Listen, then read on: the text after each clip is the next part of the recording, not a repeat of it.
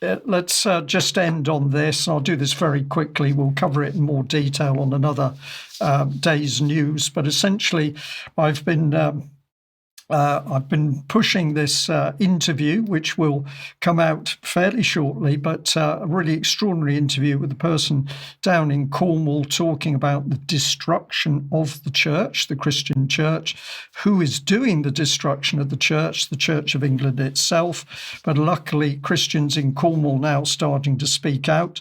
But if you want to know what's coming, well, this is back to 2023, Private Members Bill, Disestablishment of the Church of England, and this we can see really what's planned. Now, this seems to be stagnant at the moment, but it reflects the mindset of people that want to completely emasculate the Church of England.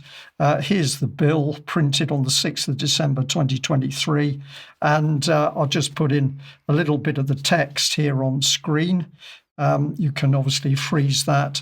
But the purpose of this act is to secure that the Church of England is disestablished and all the powers over faith, doctrine, liturgy, property, discipline and appointments now exercised over or on behalf of that church by the Crown, Parliament or private patrons are transferred in their entirety to the General Synod of the Church of England to be exercised in accordance with any rules determined by that body.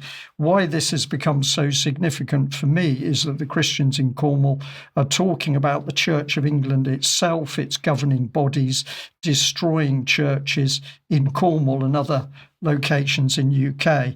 It says the committee must be established. Let's just bring that on. And the committee must make recommendations to identify the legislative changes required to disestablish the Church of England, including ensuring the sovereign no longer holds the title of Defender of the Faith and Supreme Governor of the Church of England. Now, I'm going to stop there. But we will look at this in more detail. It's very clear that there is a major attack on the Church of England, the Christian church going on in this country. And of course, it's coming from the highest levels of our political system. Why do they need to do this? This follows the Marxist ideology, which has been a theme of today's news, that you must destroy people's ability to have a connection with a loving God. So I think today's news, very, very important on this bank holiday.